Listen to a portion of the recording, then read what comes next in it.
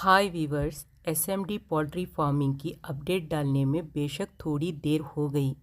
इसकी वजह ये थी कि अंडे देने वाले फीमेल बटेट्स की बैच का लगभग एक्सपायरी डेट शुरू हो चुका था। मतलब अंडों की पैदावार में कमी हो रही थी, क्योंकि अंडों के लिए जो पेरेंट्स हमने रखे थे वो तकरीबन 1 साल के हो चुके थे।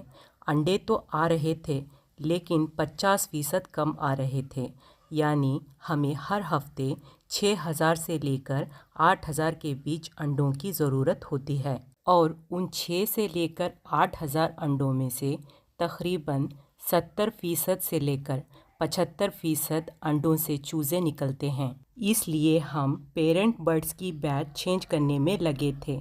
गलती हमसे ये हुई कि जब भी पेरेंट बर्ड्स चेंज करने की ज़रूरत आती है तो पुरानी बैच उठाने से 2 या फिर 3 महीने पहले नई बैच को शुरू कर देना चाहिए, वरना बिज़नेस में रुकावट आ जाएगी, जो ना फार्मर के लिए सही है और ना कस्टमर के लिए सही है। हर हफ्ते जितने भी चूज़े अंडों से निकलते हैं, तकरीबन आधे चूज़े हम एडवांस पे करके बुक करने वाले कस्टमर्स को देने के बाद बाकी आधे हम ब्रूडिंग करते हैं।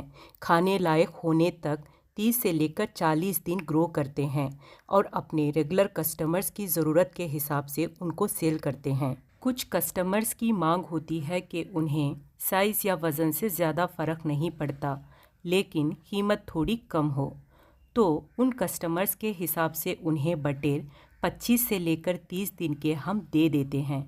और कुछ कस्टमर्स को बढ़िया साइज़ और वज़नदार बटेर चाहिए होता है, और कीमत भी उसी हिसाब से देने के लिए कोई एतराज़ भी नहीं करते, तो उस हिसाब से उन कस्टमर्स के लिए बटेर मेंटेन करके हम 30 से लेकर 40 दिन तक ग्रो करते हैं। और बात रही चूज़े ख़रीदने वाले कस्टमर्स की, तो कुछ कस्टमर्स 1 डे चिक्स, तो कुछ कस्टमर्स ब्रूडिंग किए हुए चूज़े यानी 10 दिन के चूज़े ख़रीदने में कंफर्टेबल फील करते हैं।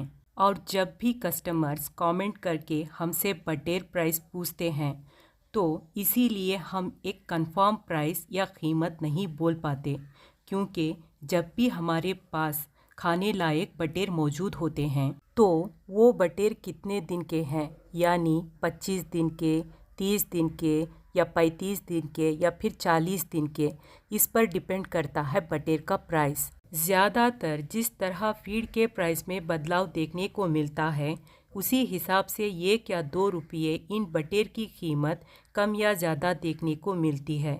इसके अलावा सीज़न भी इनकी कीमत में उतार चढ़ाव की वजह बन सकती है।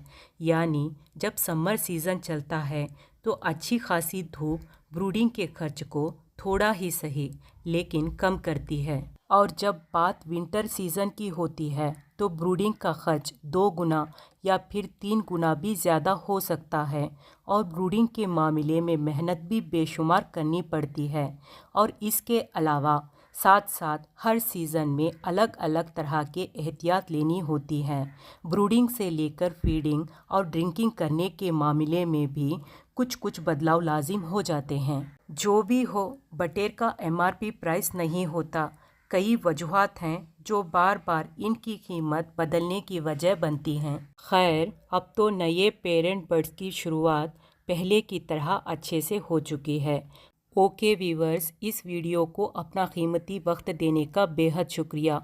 अगले वीडियो में एक और नई जानकारी के साथ फिर से मुलाकात होगी। तब तक के लिए खुदा हाफिज़।